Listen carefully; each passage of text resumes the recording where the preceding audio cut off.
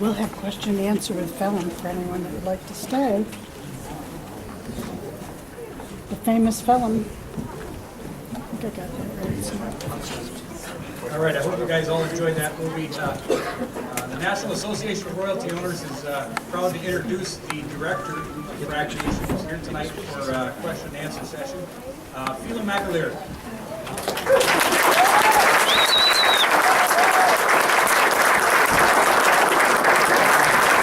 It's a standing ovation. Oh, it is.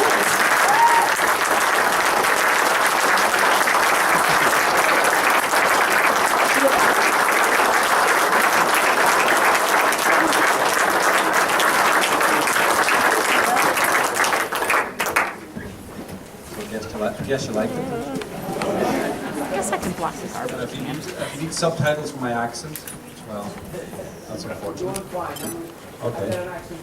I'll try to slow down and speak quietly until I get angry and then I won't. So.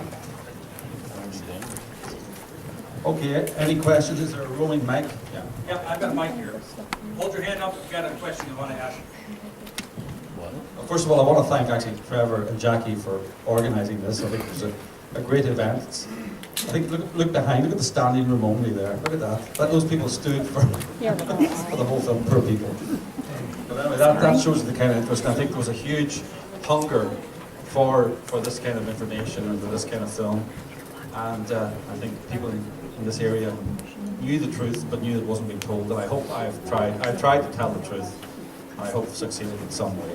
So, I want to hear your opinion on whether you think I've succeeded or not. I want to know when the sequel will happen. Well, let's see what's in Gasland too. You know. I live 30 miles from where they do Gasland, where the first part of that movie started with the drinking fountain in Carbondale, Colorado. I don't think that mic's on. Water out of the drinking fountain. So,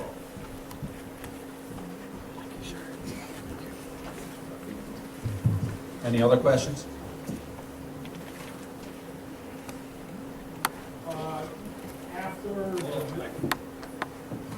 After the visit to Dimmick with Yoko Ono and Sean, one of our local antis wanted to take your hat. Yes. And I was wondering, that was particularly inflammatory to watch that video, and I wonder why that wasn't included in the It came out after the film was finished. That's for part 2, yeah. Well, actually, you know, it's on YouTube. It's there. That was a very, very interesting day. Can you hear me? That was a very interesting day that millionaires, in fact, even billionaires or billionaires from Manhattan would come to Dimmock to meet one person, you know, who's claiming his water is polluted. And I said to Susan Sarandon, the EPA says the water's clean, the DEP says the water's clean. Why are you here supporting this 1% when there's 99% of the people? You know, and we hear a lot about 99%, the 1% that occupy this, occupy that. Well, occupy this, Susan Sarandon. You're here representing 1%, when the actual 99% of the people are in this theatre tonight, and they know the truth. I said to her, why are you doing that when the scientists say the water is not contaminated? She says, I can see that the water is contaminated. And I was thinking, wow, she's a great actress. She's got X-ray eyes, you know. But that, you know, that's what you're dealing with.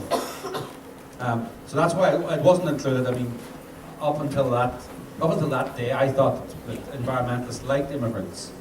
But as you remember, one of the environmentalists told me to go back to Ireland, but they won't have me either, so you're stuck with me. But I want to do a deal with the environmentalists who hate America. And let's face it, it's not that they hate business, they hate capitalism, they hate fossil fuels, but they only hate one particular kind of fossil fuels. They hate American fossil fuels. They don't mind importing oil from Saudi Arabia or Venezuela or China or wherever it's coming from. They hate American fossil fuels, and above all, they hate America. And I'll do a deal with them. They leave and hand over their American passport, and I'll take it. Please.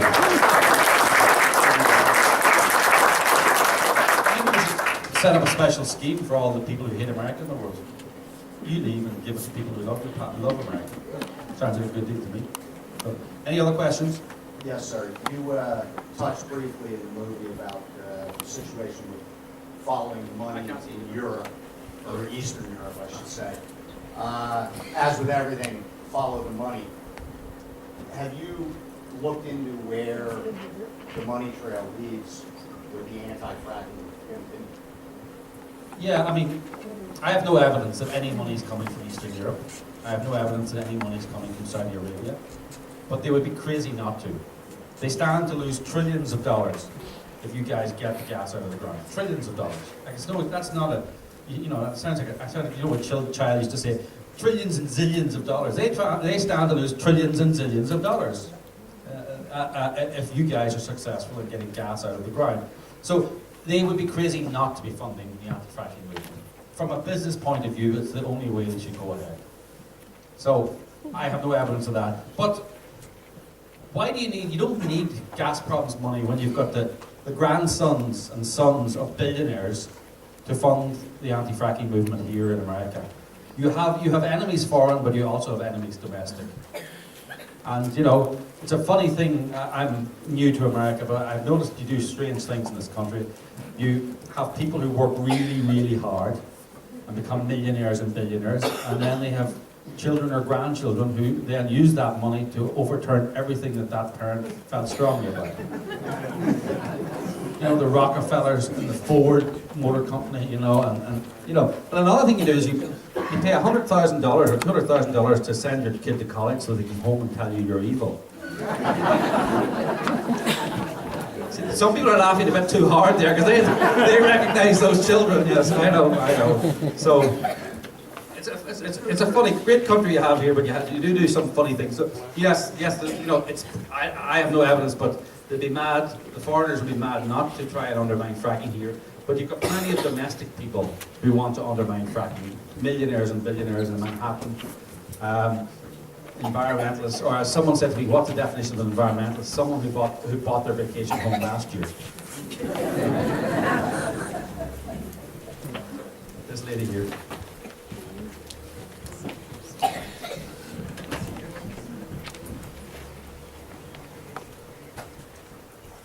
It's interesting that in President Obama's State of the Union message, he supported natural gas and specifically said that he expected over 600,000 new jobs and that the country, that the U.S. would develop natural gas safely. So do you think there's a possibility that because he said that, those policies would be put in place, even though the crazy environmentalists are still rampant? I'm not going to stand here and say bad things about your president. so meet me in the pub afterwards. But, you know, do you trust a politician? Would you put your family's future in a politician's hands? I wouldn't, and I don't mean a Democratic politician. I'd rather put my own family's future in my hands. I would remain skeptical about a politician's word. You also have to remember that there's a 2016 is coming up, and whoever is the most lefty environmental person will probably get the Democratic nomination. You know, that's a big constituency in the primaries, is radical environmentalists. They're good at organising, they're good at getting media. As you people know, right, there's 1% in this community, but boy are they organised. Boy do they know how to use the media. Boy do they know how to use social media, and they know how to get a headline. So if you want to stand for election, in the Democratic primary in 2016, you're going to need that environmental base. So the thing you've got to do is go hard against fracking. So maybe President Obama, maybe he's telling the truth when he says he's for it. But you know, in terms of natural gas lifespan in the next 40 years, 2016 comes very quickly. So be careful. I don't have a question, but I do have something to say. We sit on one of the richest resources in the world right now. We are sending all of that resource to everywhere but here. We should be able to use that resource here. We should contact your representatives. And whoever is the state, our state of Pennsylvania, has leased all of our game lands. which they received hundreds of millions of dollars just for the sign-up bonus, they're going to receive over 25% royalties on that gas. Are any of you people receiving that much? So that's the deal they made with the oil company, and we're getting nothing on this. So it's not only the wacko environmentalists that are beating this up, it's our elected officials. When did they sign these leases for the game lands? Not the private game lands, The public game the lands, the public game Um, lands. it happened over a period of time, but in the last 5 years, I I believe. thought they were all no service. What difference does it make? They still get royalties. But they are drilling in Forksville, they're drilling on that, they have 84,000 acres there, and they're drilling there. Chris? You good plan? Chris, you good plan? Next question. Chris? Might not work. Chris, will you go back? How did you become aware of this problem with, Yep, I can hear you. I can hear you, I just couldn't see you. See you how now. did you become aware of this over in Ireland, all the way over there? And when did you become suspicious of Gasland? Well, I've been living here about 4 years, so I was living here and I saw it.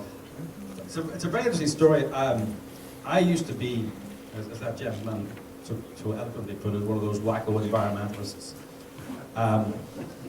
I lived in Europe and I was a journalist, a liberal European journalist, working for the Financial Times. I went to cover Eastern Europe for the Financial Times, and there was a story, which I'm sure you're all familiar about a big corporation coming into a small Romanian town, destroying the environment, polluting the water. You've all heard these stories. And I went to write that story for the Financial Times. I had the story written before I went there.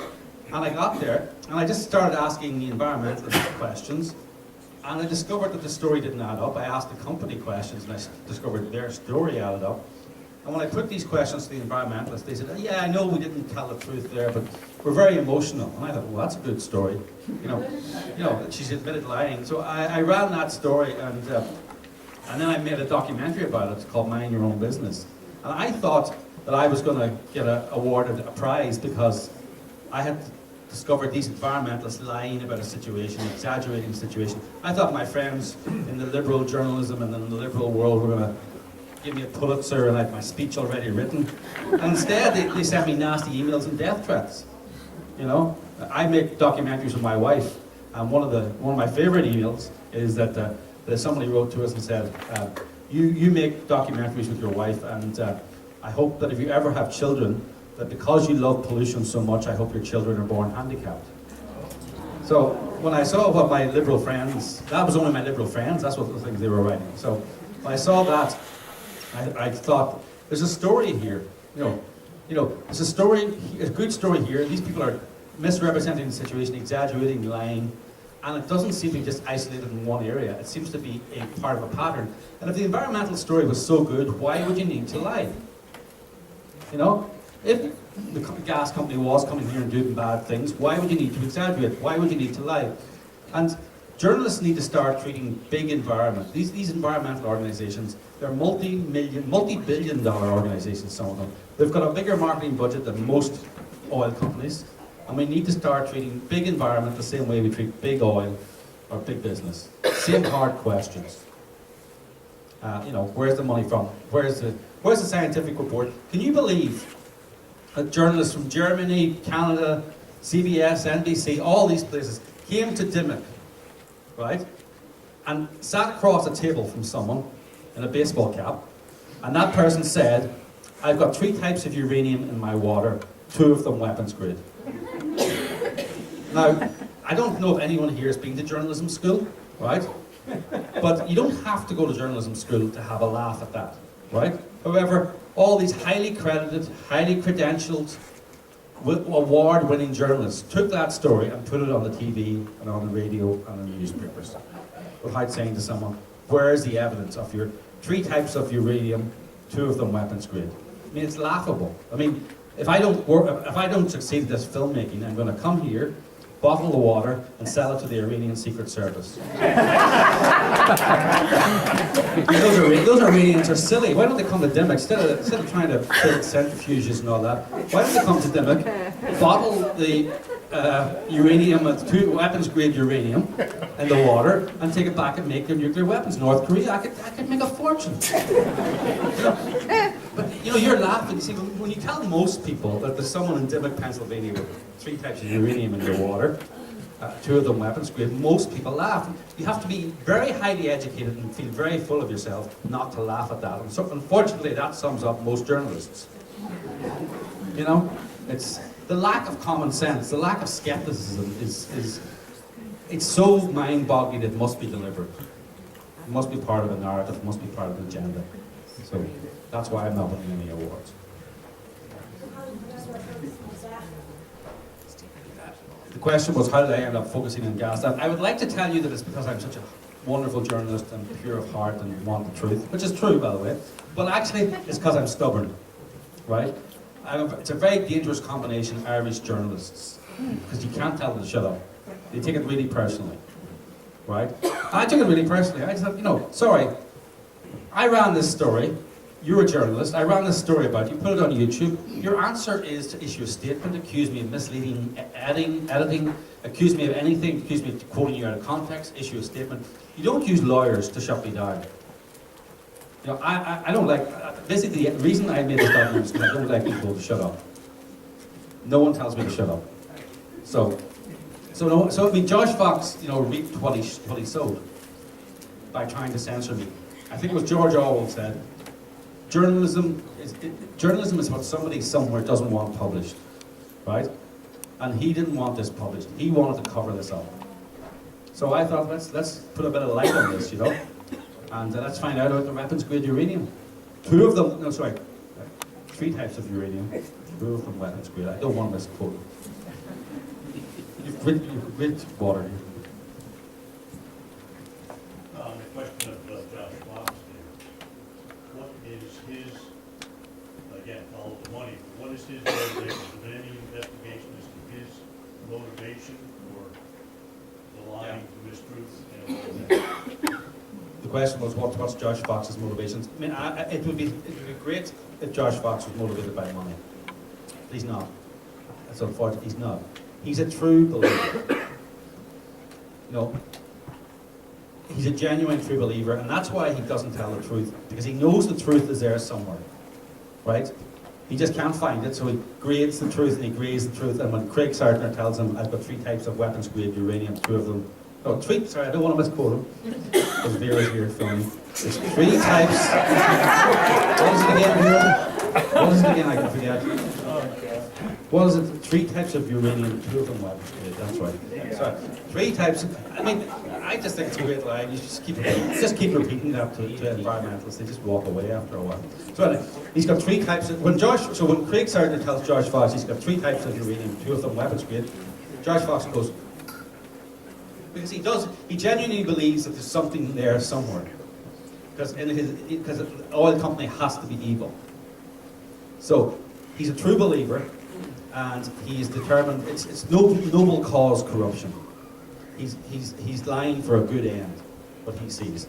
And you see that in his previous work. He made a movie called Memorial Day, where American soldiers are rapists and murderers. He's got an anti-corporate, anti-business, anti-American mindset, anti-fossil fuel, and he's made a documentary to get that message out, because he genuinely believes that. He's not motivated for money. He makes a lot of money, but he's not motivated by money, in my opinion. But I don't know, because I've never had the ability to talk to him for very long. He keeps running away from me. I must be more radioactive than the water.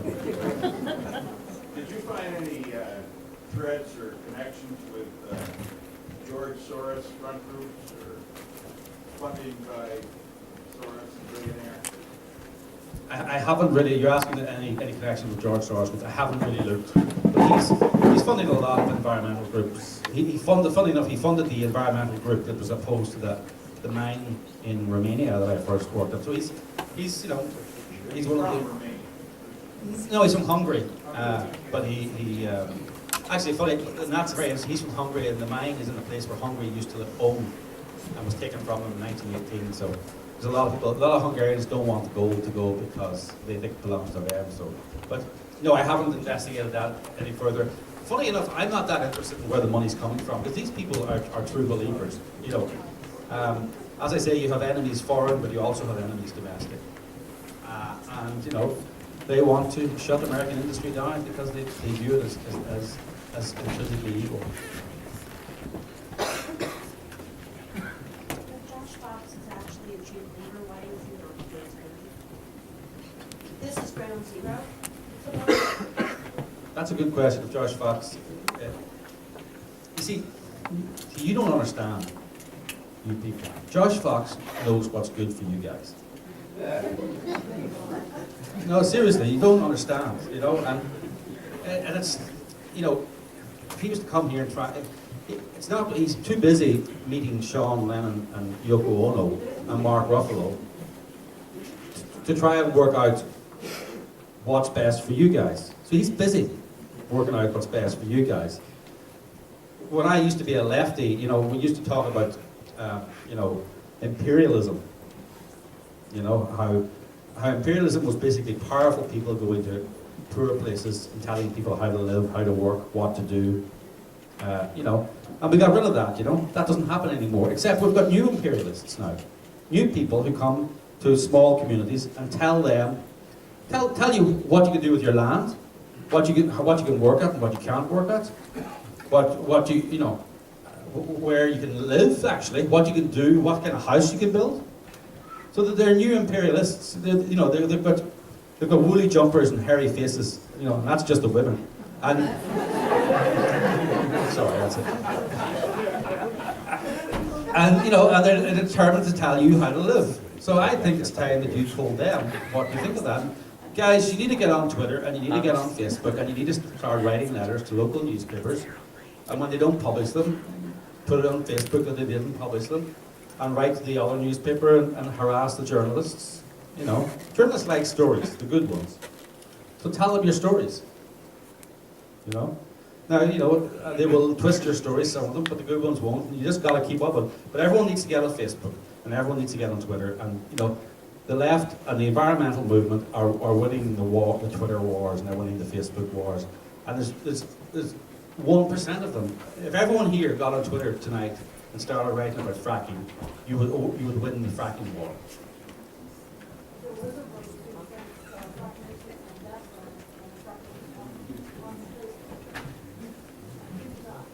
Well, I mean, it was very interesting about fracking, about Gasland. If you go on Gasland and post even a question on their Facebook page, you get blocked and deleted right away.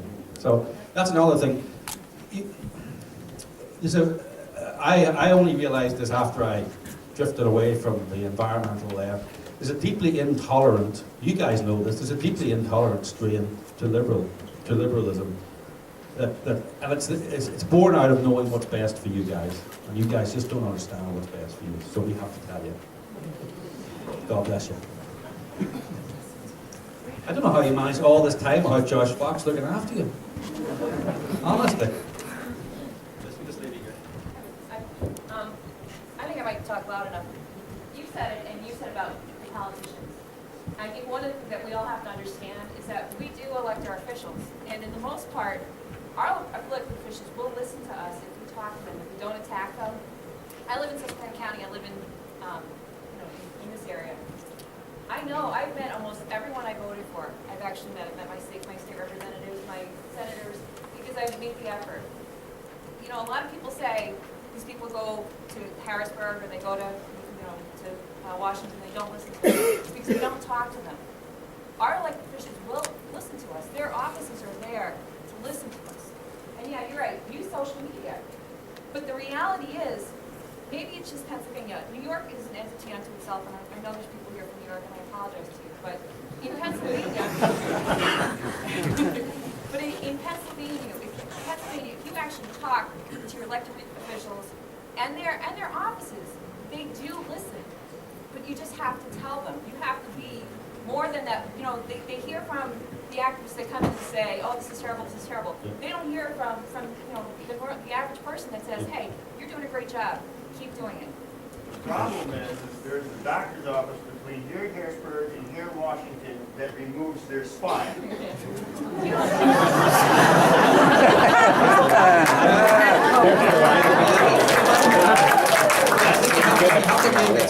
You have to give them the spine back. You have to make it more trouble than it's worth. When I went to the Hammer Museum, I sat for an hour and a half on a hammer. There you go, another example. The Hammer Museum. You know who funded the Hammer Museum? Armand Hammer, who is the chairman of Standard Oil. And 30 years after he funded the Hammer Museum, they had a forum attacking fracking. Josh Fox, Bill McKibben, and an Australian journalist who hates fracking as well. That was their idea of a forum. Anyway, so I was there, and this guy gets up, and the crowd was about half this crowd, and he says, nobody knows about fracking in California, but I'm an aide for a state representative, and he named the state representative. He says, if this crowd came to his office tomorrow, we would support a ban on fracking, because this kind of crowd really gets his attention. And it was half the size of this room.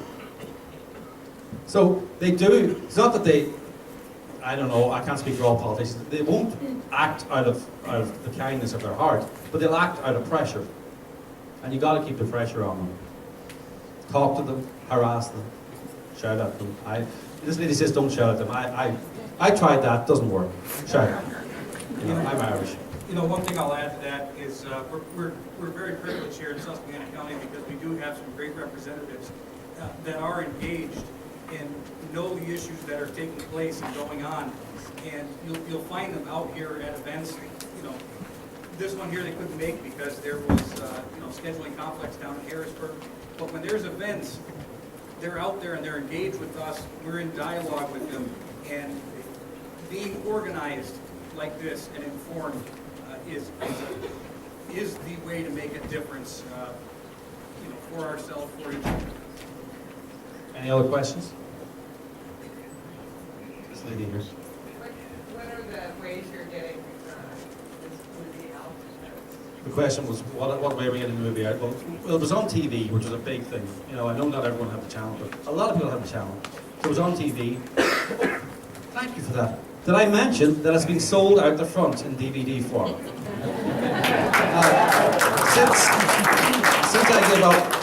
Since I gave up environmentalism and liberalism, I've become a raging capitalist. Okay?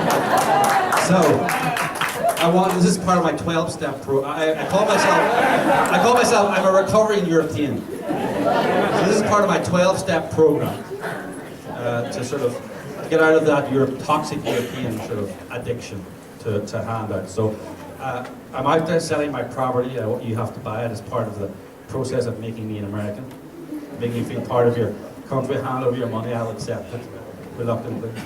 But so I'm selling DVDs. Yes, so DVDs. Also, organize a screening. Why don't why doesn't someone? I know an empty house in Dimmock you could use. You gotta be careful with the water, though. Apparently, there's 3 types of uranium. But wouldn't that be good? In the summer, have the film screened up against the side of a certain house in Dimmock. It's empty now. So yes, so you can have your screenings. If your local school has shown Gasland, I think, to quote a sort of an environmental phrase, in the interest of fairness, you should suggest that FrackNation is shown at the local school as well. Very fair. Yeah? If you don't have a problem with your rights or whatnot, we buy the film, show it at church or whatever. I think there's a case of ask for forgiveness, not permission. You know? Just don't tell me about it. Don't tell my wife I said that, please. I'm an alien. I doubt it. I'm an alien on a sort of semi-documented alien. I was on a radio show the other day, and I started speaking, and this anti-fracking activist came on and informed the radio host that he was going to phone the immigration services because I was acting outside the bounds of my visa, and he was going to get me deported. So apparently, speaking your mind and telling the truth is acting outside the grounds of your American visa. Well, I don't see that written anywhere, and I believe you have something called the First Amendment. So I'm going to exercise that for a while. Well, we'll see. No. Longer than that. This lady here. Give it a-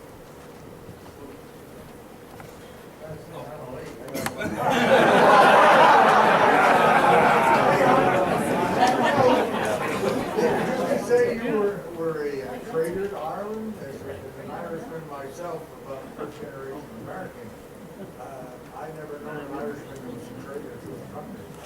Yeah. I think she was projecting something from herself onto me, you know? I mean, I don't know. Do you want, I mean, talk about being anti-American. She called me anti-American and a traitor to my country. I don't know, like, do you support equality for women? Do you support gay rights? You know, if you really support those, and those are sort of semi-American values now, you know, those are, you know, these are things that all good Americans are supposed to now believe in, equality. You know, if you want to fund countries that hang gay people, if you want to fund countries that stone women for adultery, then buy your oil from Saudi Arabia tomorrow. Please do. But if you say you have liberal views, if you say you like equality, then you buy it from Pennsylvania. It just makes sense. It's the most ethical energy in the world, Pennsylvania gas. You have the best human rights in the world. You have more amendments than most people have articles in their constitution. You know, most of these countries don't even have constitutions. You know, here's a slogan for the environmental movement. Buy your oil from Saudi Arabia today, hang a gay tomorrow. Because that's what you're funding. That's what you're funding. The murder of gay people, the stoning of people for committing adultery, that's the kind of backward-looking people, you know, that's the effects of buying your oil and gas from Saudi Arabia. I mean, it's backward-looking, it is backward-looking. When I came here first, I was told that there were these people called progressives who I thought loved progress. I arrived here, and the progressives, they love windmills, and they worship the sun. You know, windmills were thrown out of Holland 400 years ago, along with most of your relatives probably. And then they stopped worshipping the sun 3,000 years ago, and they're the ones called the progressives. And you guys are apparently conservatives. That's what you guys are called, right? You know, conservatives. And you want new technology? You're not conservative at all. You're the most progressive people I know. You look forward to the new world, to modernity. You don't look backwards. You know? So, you know, and there's another thing about what's, you know, oh, conservatives, they're very concerned with your bedroom, all this thing, they're all obsessed with your bedroom. And I got here, maybe conservatives are obsessed with bedrooms, but I'll tell you, the liberals, they're in every other room in your house, you know? They're telling you what kind of car you can drive, what kind of fridge you can have, how big your house could be, how small it should be. They're in your dishwasher telling you what kind of detergent, they're even in your light bulbs, telling you what kind of, you know. So I have a slogan, it's part of my 12-step program, you know, I'm an American, get out of my light bulbs. I'm going to swear allegiance to the flag and then say, I'm an American, get out of my light bulbs. I just want to say thank you for bringing this film that is so beautifully done and so articulate and focuses on the things that are important. And, you know, being someone who comes from Fort Worth, Texas, where we have the Barnett Shale, and I watched Fort Worth turn from a sleepy little town to the most beautifully, economically successful city in a state that has a surplus, whose economy is booming. And it isn't because of anything, but we have supported natural gas and oil and gas. It has not destroyed our drinking water or anything, except brought great industry to our state. And I think Pennsylvania deserves this thing. Well, I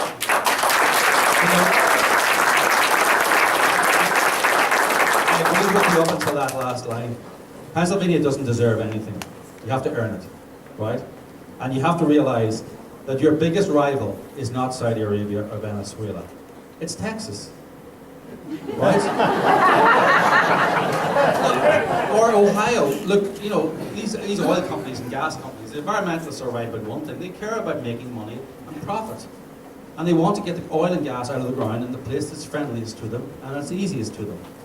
And if you guys start throwing barriers up to them, they're going to go to Texas or Oklahoma or Ohio or somewhere else, or Wyoming. So, okay, you have your little moratorium. Oh, you know, it's not a little moratorium. You know, there's only so many drilling rigs, and they go to the easiest place. So, of course, they're going to go to Texas. They're going to go to Wyoming. So, that's who your enemy is. I don't mean that. But that's who your rival is. You know, okay, you're lucky you're close to New York, but you know, Fort Worth will build a pipeline. You know, just be careful if your politicians start dragging their feet or imposing penalties. You know, it's the environmentalists arrive at one thing: oil companies care about profits and making money, and gas prices are very low.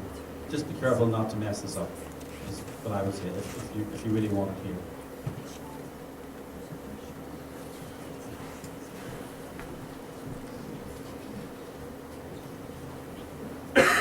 Since you finished the film, have you come across any other points that you made?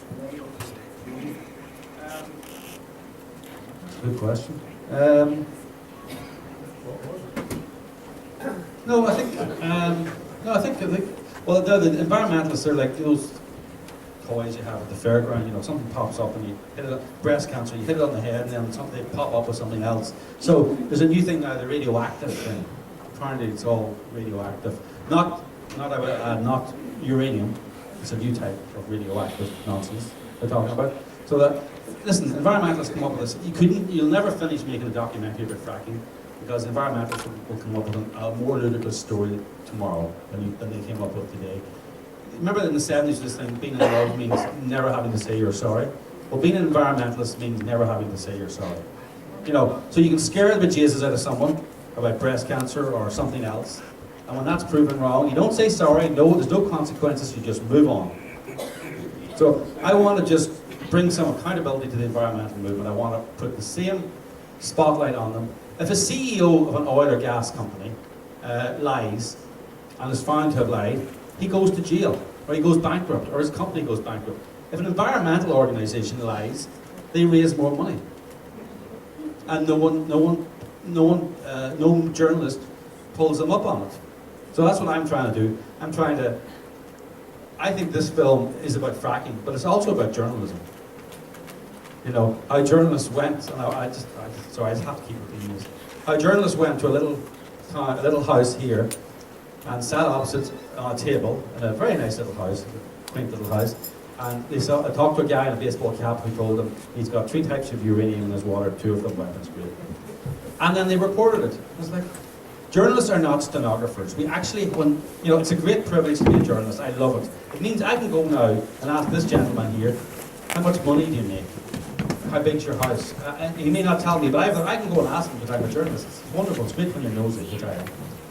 But, with that, as Superman or Spider-Man knows, with power comes responsibility. So when this gentleman tells me that he's got 3 types of uranium in his water, 2 of them weapons grade, it's actually I have a responsibility to ask for the scientific evidence to back that up. And if I don't, I'm not really a journalist, I'm a stenographer. So you need to pull up journalists as well and keep the pressure on them. Let's go home. Back there. Your country, Ireland, has passed a moratorium. They don't want fracking. Why haven't you been able to convince Ireland? And you come here to the United States to convince Americans. Why are you telling us what to do here and want us to do fracking in your own country? You can't convince. I am not telling you what to do, okay? You are free people in a free country, and you can tell me what to do, by the way, and many people have in the past. Not all of them. And so please tell me what to do. This is what a Q&A is for, right? So if you have any problems with this film, tell me about them. And if you have any serious problems, tell me about them in the pub afterwards. You know, I mean, I'm open to questions. I don't block people from Facebook. That's one thing. We have a policy. We even let Vera speak on our Facebook page. I've seen some of the vile language that she is involved in. I mean, we have an exception. If someone uses profane language, really vile language, we would block them. But let me tell you, I'm from Ireland, and that definition of foul language is pretty loose in Ireland, you know. And so we don't block people. So people can come on our Facebook and tell us what to do, you know. And people should go on social media and tell us what to do. So I'm not telling you people what to do, but I'm telling you, you know, you have a problem, and you don't need me to tell you that either. But I just thought, I'm trying to tell the truth. And the truth is not somewhere in between, right? I heard this at another screening earlier. So suppose they say that and you say that, and the truth is somewhere in between. Nonsense, right? There is no truth in between on weapons grade uranium and different. You either have it or you don't, right? You know? And I don't think you have weapons grade uranium, okay? So, you know, we need to get away from this idea, this journalistic idea that he said that and she said that. No, you're a journalist, you're intelligent, go and investigate. Ask for the scientific report from the guy in the baseball cap with the dodgy facial hair. Sorry, I'm there. Go on. This lady. Oh no, I don't want to speak here from her. I want to thank you. I don't really know this for anything. We gave you our money because we wanted to get answers that we were unable to get. We actually should investigate this for us. That's a very good point, actually. Thank you. Many executive producers are here.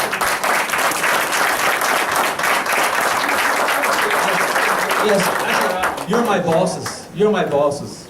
You know, you paid me to do this. You know, so you can tell me what to do. I won't do it though. You can try. I didn't put that. You didn't read that bit in the contract that said. Feel him right back here. Well, who knows who? Josh Roberts. Right back here, feel him. Can somebody tell me, the people that left Dimmock because of the contaminated water, why in the world they'd go to New York and Tioga County and buy a new home to them that has a gas lease on it? So the question was, why would people...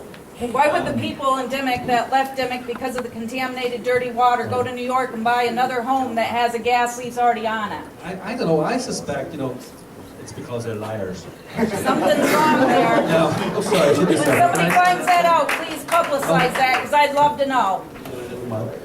You know, I mean, you can call it this, you can call it that, and maybe the truth's in between, but you know, and I know that to use the word liar is a very strong statement, but you know, they are liars. These are not stupid people, although they do a good job of looking like it. Left here to go up there to buy dirty water. But, you know, they lied. They did lie. And we need, you know, I know Americans are very polite. It's one of your biggest, it's your biggest strength and your biggest weakness. You know? Because you're not allowed to call someone a liar. Well, you know, sorry. You know, where's the scientific evidence of your water being contaminated? You don't have any. How do you know there's uranium in it? You don't know. You're lying. You're making it up. You're scaring people.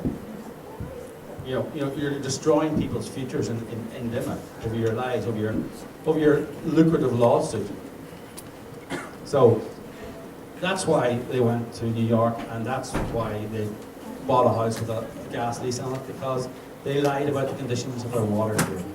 And I you know, and they can sue me for that if they want. I think everyone here knows who I'm talking about. Oh my God! What if I'm sued? Oh, if I was to name the Southerners as liars, I'd be sued. Oh my God! I said it. Oh well, I'll have to wait for it. Look, Craig and Julie Southern have been phoning me for about 6 months, threatening lawsuits, and the lawsuit has not arrived. So we'll wait for the lawsuit. And the first thing I do when I get a lawsuit is I'm going to start a Kickstarter campaign for the legal funds.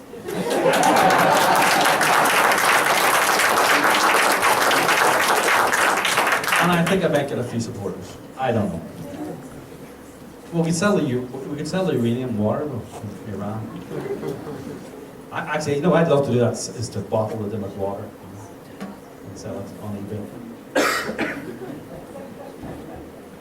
First thing I like to say is that the post office that you drove by in the movie, I used to own that from 1973 or 4 until probably 1985, and I wonder if I could get a free DVD for that.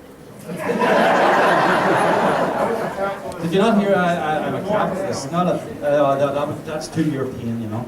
That's like the welfare state. If you give you something for free, next thing you'd be I was in wanting free healthcare or something. I was in business then, and I had to leave the area and move to Tunkhannock because everything was falling apart. Farmers were going broke, and I was doing a lot of business with farmers. And so I can see amazing things. Now, we know Josh wants to do another treatment to his gas plant. And we all know that he can't come here anymore because all he's going to find is amazing things, like this little hospital that's being built, and so many other things. The local school district getting millions of dollars to build more labs and things for their school. Poor, very poor school district. So I don't see how he could come here to do a sequel. Well, you see, I mean, funny, someone asked me that today, and I said, you know, if you look at FrackNation, there's actually very little in FrackNation about the economic benefit of fracking, which is interesting. There was a lot more, and then my wife Anne sent me off on a week's holidays and cut it all out when I was gone. And that's the truth. And the reality is, apart actually, it's a little bit about raw and white over in Montrose, you know, just a little bit about that. But when you think about it, the economic boom is irrelevant. I know it's not irrelevant to you guys, but money is not important if your land is being poisoned, if your water is being poisoned, if you've got weapons-grade uranium in your water. Money could not pay for that, right? So I felt, to quote Josh Fox, that the economic argument was irrelevant. So I wanted to look at the scientific argument. Is this poisoning you? Are people ill? Is it contaminating the water? That's all that matters, you know? And it's not. You know, Lisa Jackson told Congress twice under oath that there's not been one case of fracking to contaminated water anywhere in America at any time. There's been 1.3 million wells fracked in America. There's not even a 1 in a million chance of water contamination. You have better chance of winning the lottery than you have. Although I think that's what some people thought they were going to do when they launched those lawsuits, you know. So, no, that's 3 questions. After the second one, I start charging under my capitalism rules. But anyway, how about instead of waiting for Josh to beat you all up, why don't you do another documentary that makes him come and beat you up? Wouldn't that make sense? You misunderstand those attitudes. They're too important to answer questions. And that's the attitude. You know, they have a forum where 3 people who all agree fracking is bad, and they call that a forum. They know what's good for you. They know what's good for your life and your children and your future. And it doesn't include fracking. And you're just too stupid or too greedy or too naive to realize that. You know, and that's their attitude. So they don't want to talk to you. You're wasting time. You know, that's their attitude. I just happen to think I mean, something very interesting about America that most people don't realize is you're the only country in the world where people own the mineral rights. You go to Ireland, the state owns the mineral rights. The Crown owns the mineral rights. You go to England, the Crown owns the mineral rights. You know, you want to know why America's exceptional? Maybe that's why America's exceptional, because people are very, very invested in property rights and freedom of use of their land, of freedom of travel, you know. And that's why, and to answer Vera's earlier question, that's why I came to America, because I can. You know, because I can. You know, I'd like Vera to go to Saudi Arabia. She wouldn't have got here tonight because she wouldn't be allowed to drive. That's a good idea, though. No. You know, so that's why I'm here, because I can, and I'm just, I'll take the final question, because I'm wandering off the topic. So final question. Lady here. Yes. Some people are having water delivered to their home. They build sheds along their water buffalo. And they put on heaters. They heat the water so it does not freeze. Have you talked to any of these people? And what is their situation? What is the truth there? I wonder. The truth there is that they are alleging their water is contaminated and that they are involved in huge lawsuits to compensate them for their water being contaminated. The third bit of truth is they have no scientific document that says their water is contaminated. Those are just 3 bits of evidence, right? I can't judge their water, but every time I ask them for a scientific analysis, like you're farmers, you send milk off to get analysed every day. You know, isn't that true? When your milk is delivered, it's to take a sample. You know, farmers are used, people in the country outside are used to having things sent off for analysis, you know, so they won't release the results of these tests. I have to assume it's because the test does not support their lawsuit. And that is certainly the case, that was certainly the case in Limerick.